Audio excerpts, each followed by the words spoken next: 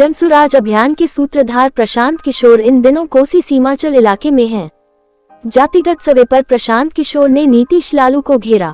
बोले, जातिगत सर्वे कराकर नीतीश लालू जी ने जमीन पर पड़े कीचड़ को अपने मुंह पर लगा लिया। इसका प्रमाण ये है कि जो नीतीश कुमार पीएम बनने निकले थे और भाजपा में चले गए। अभी आप देख रहे हैं the biggest news. The biggest news में आपका स्वागत है। आगे बढ़ने के साथ आप लाइक और कमेंट कर दें। यदि आप हमारे चैनल पर नए हैं तो सब्सक्राइब कर लें। धन्यवाद। जनसुराज अभियान के सूत्रधार प्रशांत किशोर गुरुवार को अररिया के नेताजी सुभाष स्टेडियम में पहुंचे। इस दौरान इन्होंने जातिगत जनगणना पर कहा कि ये नीतीश कुमार का प्रयास था कि एक बार इसका राजनीतिकरण करके इसका फायदा उठाया जाए। मैं पहले दिन से कह रहा हूं, इसका कोई राजनीतिक फायदा नहीं मिलेगा। इसका प्रमाण ये है, जो नीतीश कुमार जातिगत जनगणना कराकर प्रधानमंत्री बनने गए थे वो फिर भाजपा में शामिल हो गए। अगर जातिगत सर्वे का चुनावी फायदा होता तो नीतीश बाबू क्यों भाजपा में शामिल होते। जातिगत जनगणना में एक और महत्वपूर्ण बात यह है, जातिगत सर्वे जो बिहार में हुआ वो क्या दिखाता है।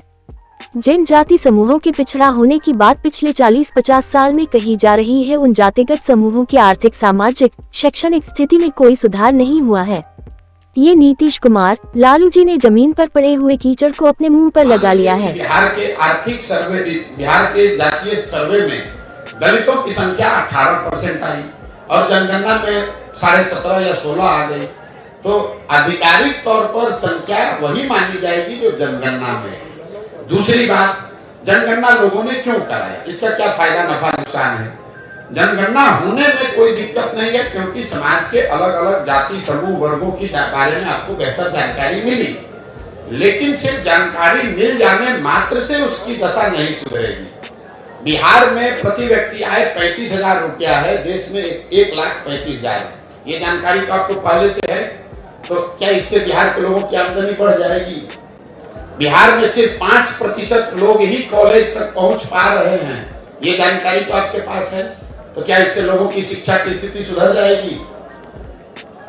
सिर्फ ये ऐसे हुआ कि कोई पुस्तकालय है, लाइब्रेरी है, वहां आप गए, वहां पर सारे पुस्तकें हैं, उससे तो आप पढ़ लिख कर विद्वान नहीं हो जाइएगा। उस पुस्तक को पढ़ना भी पड़ेगा और आप में वो क्षमता भी होनी चाहिए।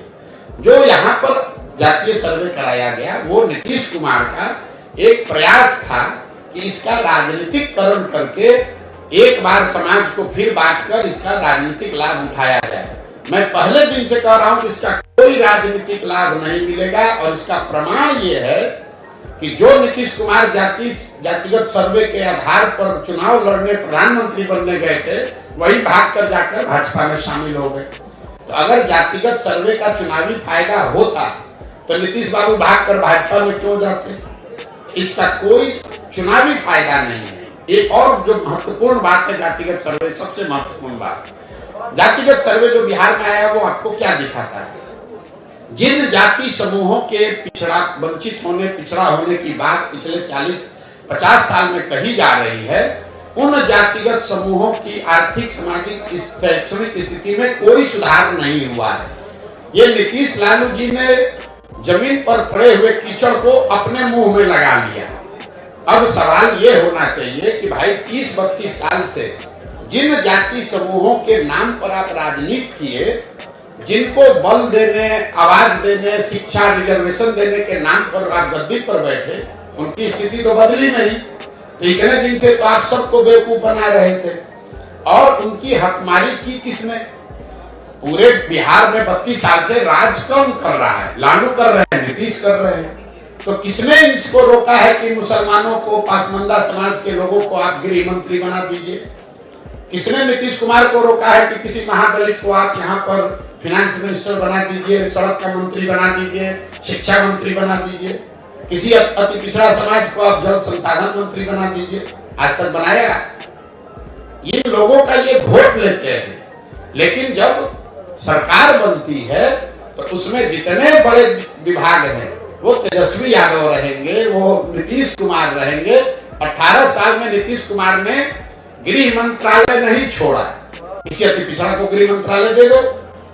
लालू जी 15 साल 16 साल रहे, किसी मुसलमान को गृह मंत्री नहीं बनाया, किसी मुसलमान को पथ निर्माण मंत्री नहीं बनाया, किसी मुसलमान को शिक्षा मंत्री नहीं बनाया। तो ये तो बेवकूफ बनाकर वोट लेने की बात है। और जातिगत सर्वे के आधार पर इन लोगों ने ये दिखाया, ऊपर वाले ने इनके हाथ से ही करवा दिया कि देखो तुमने इन समाज के लोगों का एक्सप्लॉयटेशन किया, इनको बेवकूफ बनाया, इनके लिए किया कुछ नहीं। इसीलिए आपने देखा कि जातिगत सर्वे के आंकड़े आने के बावजूद समाज में राजनीतिक सामाजिक कोई प्रतिक्रिया नहीं। बिल्कुल लोग शून्य हैं उससे, लोग को मालूम है कि बेवकूफ बनाने का प्रयास कर रहा है।